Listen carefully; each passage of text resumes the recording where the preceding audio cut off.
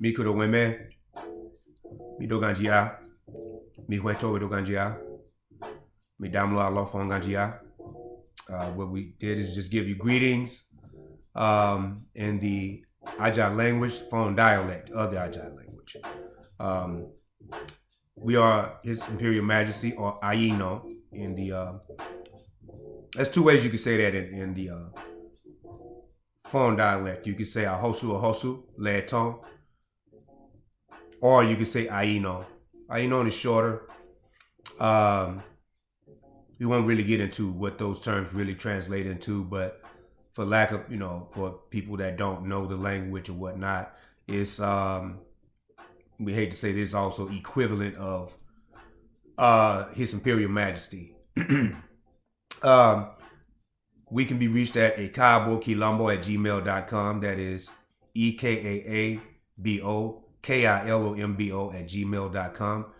Serious inquiries only those that are serious about knowing more about our nation building efforts and work, and preferably wishing to join on to our efforts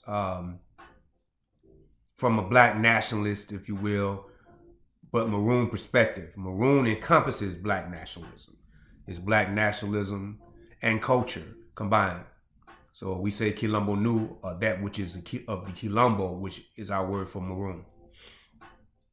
And the Maroons we know are the ones that created their own independent societies. We're talking about non-sellout Maroons. We're not talking about the ones that were called Maroons, even though they created their own societies. They sold out other African people. We're not talking about people like that.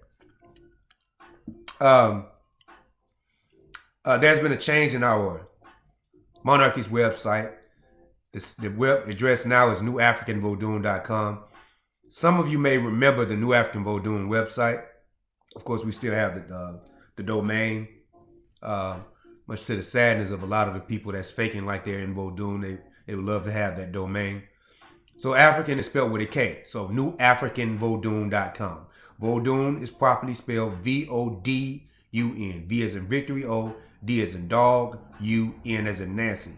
And we primarily emphasize that for many of the people that that actually claim to be in the Isheshe tradition but don't know how to spell Vodoon. Isheshe is an aspect of Vodoon. They should know what Vodoon, but hence the reason why we have to make a video like we're making now. Our publications are found at Quilombo Restoration and Healing, and the website for that is restorationhealing.com. Once again, we are His Imperial Majesty Ahosu Ogello Bagan Agbovi the first and only Ahosu crowned outside of Mawufe, or our ancient word for Africa. We're going to get right to this, and there's so many notes. We were going to share this during the new year, but we may as well get it out now.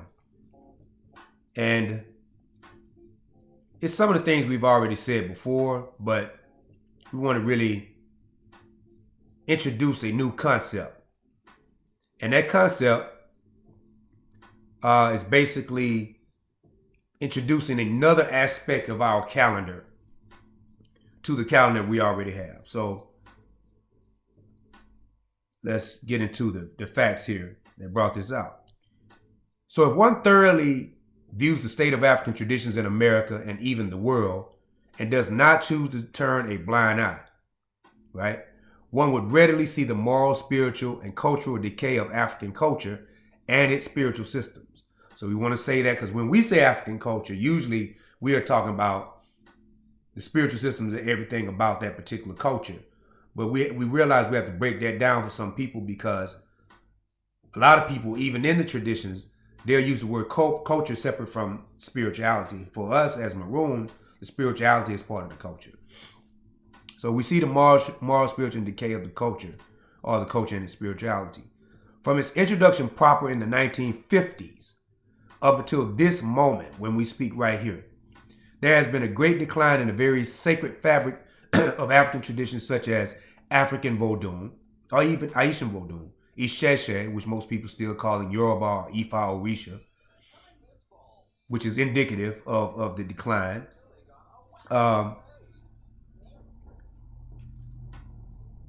Akom, which is the Akan word for their tradition, and Odinani of the Igbo just to name some of the more popular ones, the ones that are prominent here in the Americas in particular.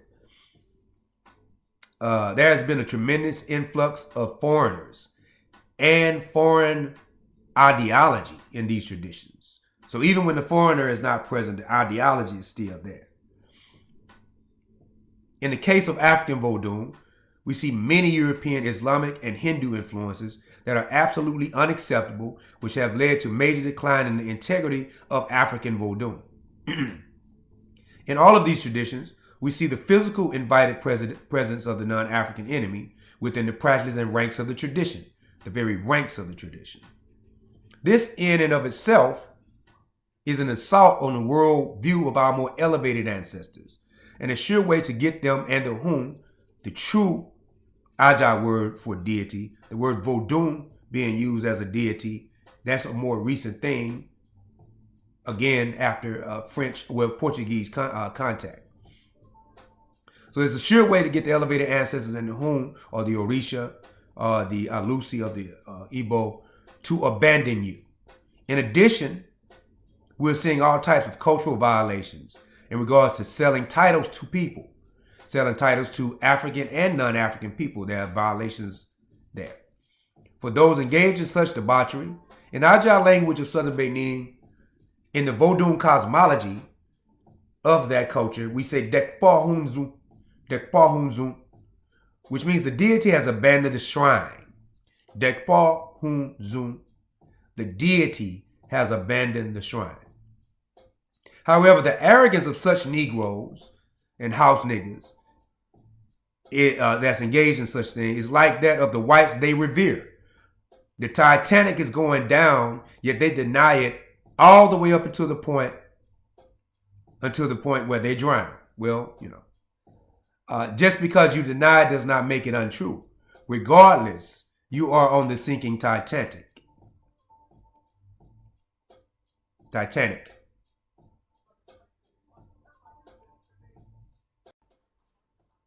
And we laugh on the inside here because we're sure that our enemies, the enemies of our work, the enemies of Maroonish and Black nationalism, they'll be happy to hear that we finally mispronounced a word. And all we ask them to do, if you're going to be so happy about that, be able to say it in one of your own ancestral languages. How about that? And this is something we know most of them will not be able to do. Bottom line, regardless, you're still on the sinking Titanic with your masters, whether you believe it or not. However, there has come a new answer, the answer. As of Dokun the 8th, the year 6251 AX, and that is for those that don't have an African calendar, that is September the 27th, 2010. The answer has come to us in the form of our crowning, honestly. This is not a video to brag on what we've done or whatever, or being crowned. But we realize this crowning has brought in another era. This is something that we even had to realize, that it's brought in this era that we're speaking on. So in the crowning of the first Ahosu, in the Ajah culture of Southern Benin Republic, outside of not just Benin, but Africa in general, Ahosu is like Oba. Those very familiar with the Yoruba culture, the kings are called, the monarchs are called Oba. So in the Ajah culture, it is Ahosu. So this is the day, Dokun 8, 6251, September 27, 2010, in the Gregorian, in Dallas, Texas, with the consent of new African people. This is the key thing. And the labor of several kingmakers and priests from Benin.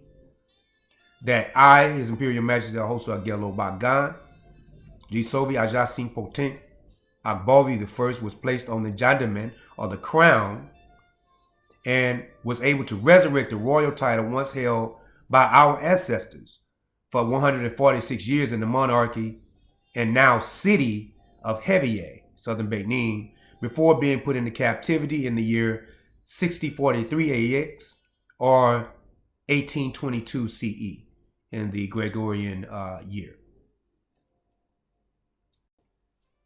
Now, when we say one of the keys is that it was with the consent of New African people, you will see in our discourse about order and disorder as we go further, that is imperative, no matter what title you have in this tradition, in these traditions, that it is first with the consent and primarily, and it doesn't have to, well, first and primarily with the consent of the people of your area.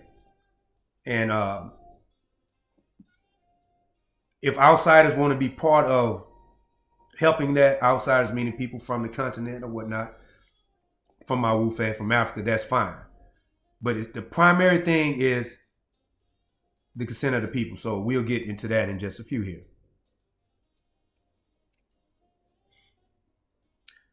Although it is well known that we at Gunlodo have our own mundane and spiritual or sacred calendar, we have recognized another calendar that is historical within the larger calendar and in relation to the larger New African Independence movement, of which we are a part of, and which as an individual, when we came in the tradition, we were a part of. Thus, it is from the date of Dokun 86251 that we count what is called the year of the expulsion of disorder and the restoration of order, or EDRO, E-D-R-O, or some people may simply call the restoration of order. We say in the phone language, phone dialect of our Ajah language, Hwe Voto, Hwe Voto. It's the year of the restoration of order. It was on this day or date that the Kulita, our ancestors that are elevated, and whom the deities decided it was time someone be put in the midst of us to lead the movement of the restoration of Basu. That is the divine ancestral law, law of the universe. Character, dignity, integrity, and merit, some greatly missing from these traditions. And this in relation to what appears to be now our crumbling African traditions, in particular African Vodun and Nisheshe, and in particular North America. Now this past Dokun 8, 6260, we entered our 10th year of the year of expulsion of disorder and restoration of order, or EDRO. While on the surface it appears that the vast majority of practitioners do not want the restoration of order in their traditions and the restoration of character, and while settling for a non-practical religious approach, we at Gunlodo are confident that the chosen few who do wish to restore order, merit, integrity, character, will find their way to us and join our nation building and sovereign seeking program, which we call the Quilombo Paradigm. We have a book by the same name. But the Quilombo Paradigm is the process. It's our Maroon approach to the restoration of order and achieving sovereignty. Ahoadi. Ahoadi is like, it is so. So, now let's get into one of the, let's get into, like, we can really say this is the meat of this. What is disorder and what is order as defined by a Maroon perspective, a black nationalist perspective, right? Because we could leave it there, and the Negro, especially the Black American Negro, they find ways to get around stuff. If you leave phrases out there, they'll try to use your same phrase and totally misrepresent what you're talking about. So here we're gonna talk about what is order, what is disorder, from the Quilombo, New or Maroon perspective. So let's get our document straight here. It's a lot of information. So we're dealing with examples of disorder and order. And we're dealing with action. We're dealing with practicality. We've always been about that at Gunlodo. We're not just going to talk about the problem. We're going to provide solutions. So disorder. Giving a title. Now pay very close attention to this. Giving a title in West Africa, in a West African tradition, right? But giving the title in West Africa to someone from places outside of Africa, right? From America, Canada, well, United States, Canada, South America, whatever. And within Africa, so giving them also titles within Africa, people from the continent. We're saying like a Yoruba monarchy giving a Yoruba person a title, right? And telling them that that title, right, is for a city, state, or any specific territory, such as in the language of, quote unquote, you are now the XYZ being the title, of the United States, or of Georgia, or of Mississippi. So let's go back over that. That part you cannot miss. Disorder, this is an example. Given a title in West Africa, right? Basically, given a title in West Africa that's supposed to represent specific areas and people in the United States. We're going to keep the example to the United States of America. So, giving a title in West Africa to someone from places outside of Africa, also giving titles to people within Africa, right? And telling these people, whether they're from outside of Africa or they're in Africa, and telling these people that they have their title is for a state or a city in America, or a territory or a region, or all of the United States of America. So you see it with a lot of people that come back with these titles, in the so-called titles in the Sheshe tradition, and they like to put it on these hats, and before long it's going to be written on their actual African clothing. But they put it, their shirts and whatnot, but they put it on hats and these round little, these are what they usually triangle, beaded triangles, and it says such and such of America. This is culturally backwards and a cultural protocol violation. Ultimately, such a quote-unquote title cannot be recognized by those of us who know and live real culture. To be clear, as an example, the Yoruba in Yoruba land cannot even entitle a Yoruba person who is from Yoruba land in southern Nigeria or actually lives here in the United States of America as the XYZ of the United States, of North America, of Venezuela, Katawakata. Katawakata is a Kibantu or so-called Swahili term. It means etc., etc. 9 out of 10, there were no people there in any significant numbers that were from the areas where they were so-called appointed the title over. So person X leaves Houston, gets the title in Nigeria, and he gets the title, he's XYZ or she's XYZ of Houston. Nobody from Houston was there in Yoruba land when he got that title, but himself or herself. 9.9 out of 10. This is a cultural violation. A person is given a title legitimately in the land where they hold the title and with the consent of a number of people who reside in the land and have roots to that land. Say that again. A person is given a title legitimately in the land where they hold the title and with the consent of a number of people who reside in the land and have roots there. So to be clear, we're talking about titles like queenship, kingships, and yes, we're even talking about chieftaincies. Now that's going to make a lot of people upset. A lot of people are not going to like that, because they're going to start questioning their chieftaincy. Well, this is what happens. It's like the Negro on the Titanic with his master. The common sense of this will go over their head. So now when they'll go into attack mode towards our person, which doesn't mean anything to us at all. This message is really for those Well, it's for those that's engaged in such behavior, but it's also for those that's wanting to learn about real culture, and they're not getting this from these fake priests and fake chiefs and fake kings and queens and whatnot. And we're talking about people in America and in Africa. So that was an example of order. That was a long example of order. Disorder. Order is to remove said persons from titleship who have been given the titles and the persons who gave them the titles. That's the order part of it.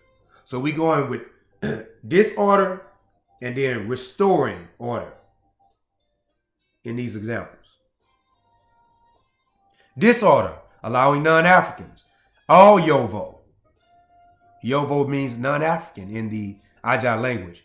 All Yovo, including Mexicans, whites, Chinese, Indians, so-called Native Americans, Katawakas. Allowing non-Africans, Yovo, in our traditions. Doing readings for them and allowing them to attend ceremonies, shrines, rituals, and celebrations. Restoring order is barring all non-Africans from all aspects of our culture and barring all of those that wish to include the non-African, not recognizing any of their titles, even though they have the melanin and the physical DNA, they should be barred also from the culture. Disorder, allowing dissexuality in our traditions.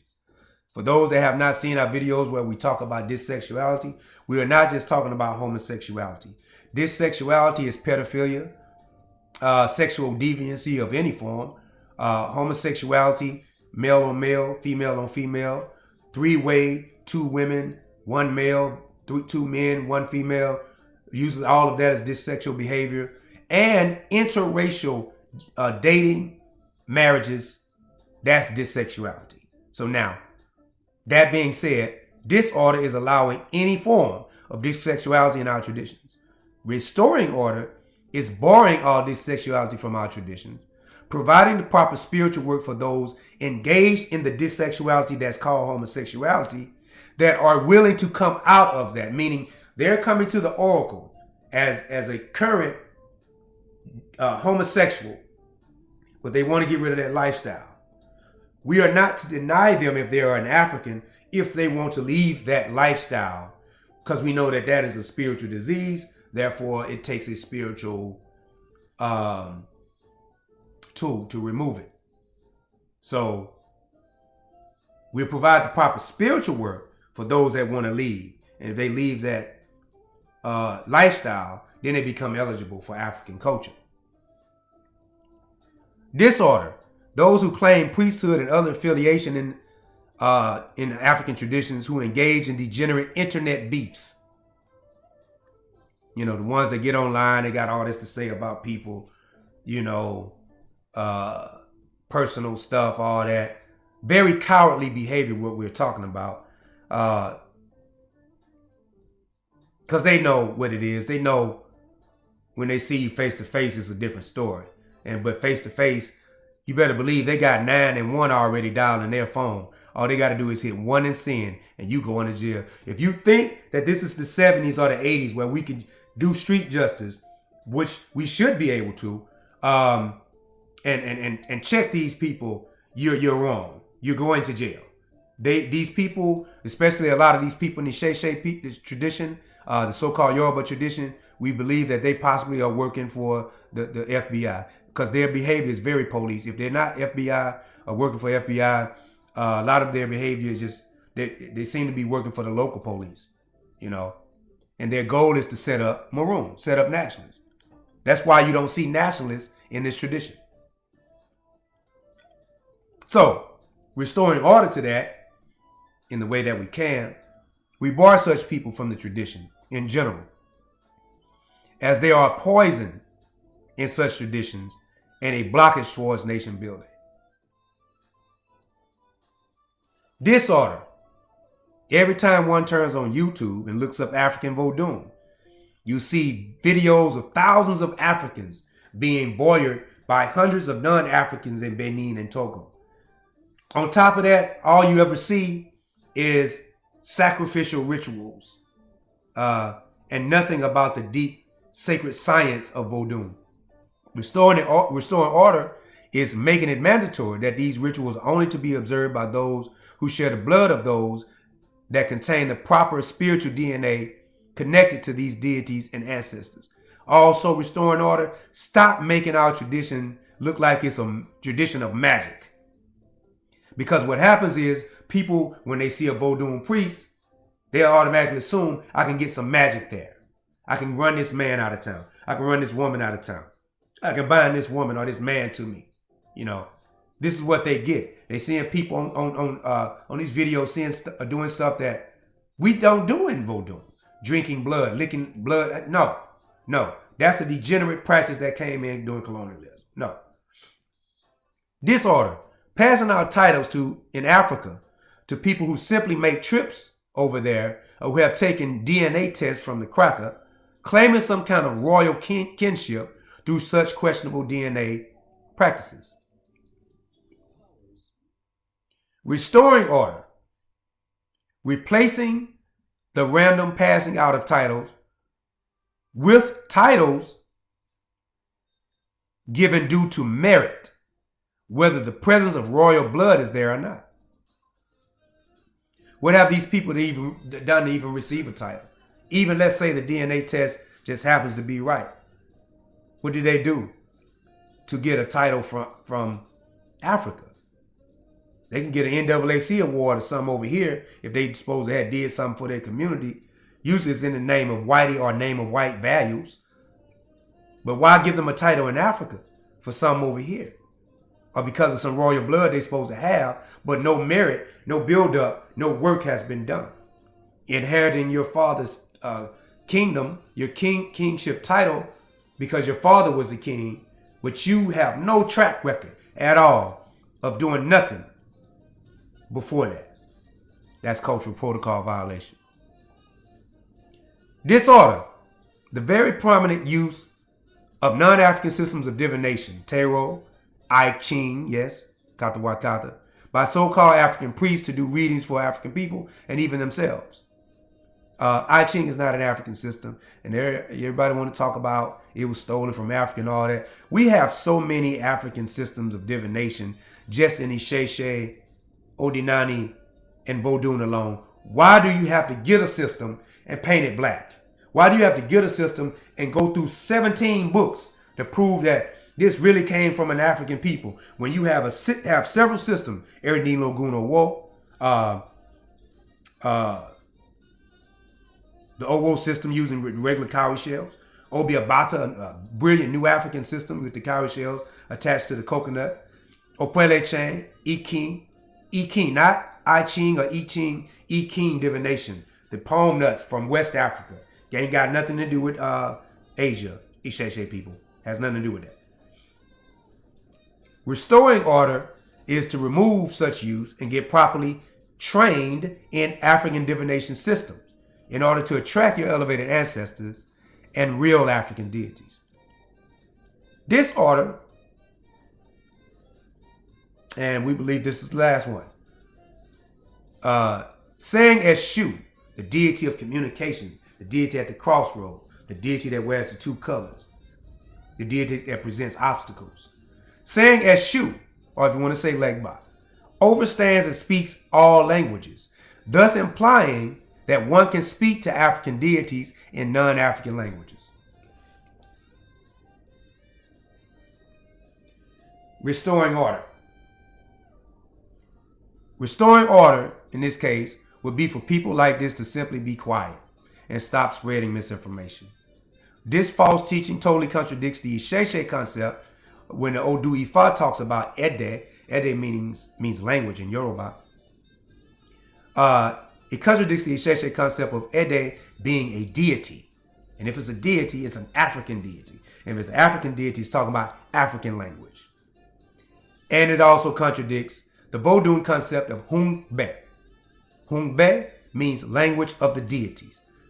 Hungbe goes deeper than Ede in its explanation. Because Hungbe not only tells you you have to speak an African language to an African deity, but it tells you things like the deity Hevioso, a deity that a lot of people try to correlate with Shango. It's a thunder deity. And in some places, the colors are the same. But it's two different deities. How you know? Because it has its name and Shango has its name. With Hevioso, when they speak of Humbe, you cannot speak just Aja language to Hevioso. The primary language you speak is Seto. You can't use Hula. You can't use Fon. Even though Fon is the largest dialect, the primary language when you're dealing with Hevioso is Seto, or Seto Be. Seto is the ethnic, sub-ethnic group of the Aja. Seto Be is their language, GBE. So they're that specific with that. So to hear any of them in Benin tell you that you could use whatever language, you could use French, like we've heard these people from America, they learn French and they're praying to Aja deities in French, and these people from Benin are sitting there and just letting them do it. We're gonna tell y'all, we're gonna give y'all a free one. Let me tell you, we're gonna tell you why these Yoruba they will even tell you you can pray in another language outside of Yoruba. These people from Benin are telling you can pray in another language. Let me tell you why. Because they're trying to build a congregation.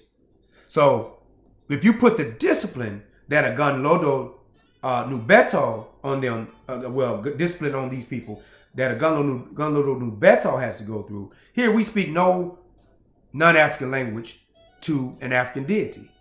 If you put that discipline on the regular person in the Sheshe tradition and Vodun and even the Akan tradition, they're going to start drifting off because they want religion. And that's what's happening most of the time. The only reason we have to make this, and it's the same we have to make this video, is because of the religious nature of Black Americans. So the Yoruba, they're going to let you think whatever they think is going to benefit their pockets the most.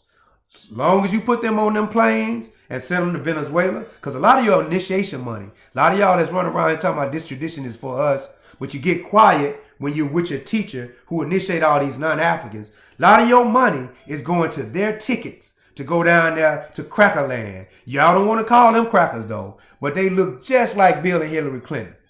But all of a sudden they become not white people when they have an accent, when they're speaking Spanish, or they in some kind of way tell you they got some black blood in them. We might as well just do that for all crackers, But see, so you're confused. You're politically confused. So the lack of political focus, which reminds us that we actually had a few more, is a big problem. Okay, we're gonna try to finish this up. Disorder. 99% of the current traditional leaders, including the Hosus, Arbaz, Ahene, amongst the Akan people, Ahema, amongst the Akan people, Tokbui, rather, Igwe. Igwe is king in the Igbo tradition. So the disorder, to be clear, is 99% of the current traditional leaders. The restoring of order is the removal and exile of said traditional leaders and replace them, and we're talking about on the continent of Mawufe now, and replace them with young continental Africans unwilling to further sell out and desecrate the royal office and the culture. Because if you desecrate the royal office, you're desecrating the culture. So if you disrespect a legitimate king or queen, you're disrespecting the culture. Disorder. A religious approach to African tradition, which usually results in an almost total lack of political and nationalistic ideology in African traditions, in America in particular, the contentment with said lack of, and false claim that it's not needed, meaning nationalism, maroonage, it's not needed, which is usually accompanied with lack of family development and nation building. And this is the last one. So the order to that, the restoring order, is the removal of such elays. This is what a lot of people use for the word temple over here. So removal of such temples, priests and practitioners that promote this, Katawakata, who promote this fallacy, and replace them in their ideology with a Quilombo Nu or Maroon philosophy, designed to liberate our people and take them towards sovereignty in the spirit of the Republic of New Africa and the New African Independence movement that produced the Republic of New Africa, and also organizations like the New African People's Organization. So there you have it. That's a little long, but this is what we're dealing with. This is the year of the expulsion of disorder and the restoration of order. And it's not a year like in a year that's coming up, or the year that we're in. The year meaning an era, and maybe we should say era, because actually, yes, Dokun 8 6251 created an era, but a lot of times people dealing with calendars, monarchies, they'll refer to it as a year, but it's really an era. So era, year, whatever you want to call. We're going into, in a few months, the 11th year of the era, or the 11th year of the expulsion of disorder and the restoration of order. In that expulsion will also mean the physical removal of many of the house Negro sellouts in African tradition on the continent and in America, in the Americas. And we're primarily concerned with the Americas because we are New African. You have been warned. You have been told. Once again, we can be contacted at ekaabokilombo@gmail.com. EKAAKILOMBO@gmail.com. For those that really want to restore order and really practice this tradition the way it was supposed to be meant, you're welcome to contact us. Anybody want to contact us constructively, you can do that. All of the Negroes that's engaged in this behavior, we know you're not going to change your behavior. Do not contact us. You're only making it bad for yourself, or making it worse for yourself, because it's already bad for you. Odigba.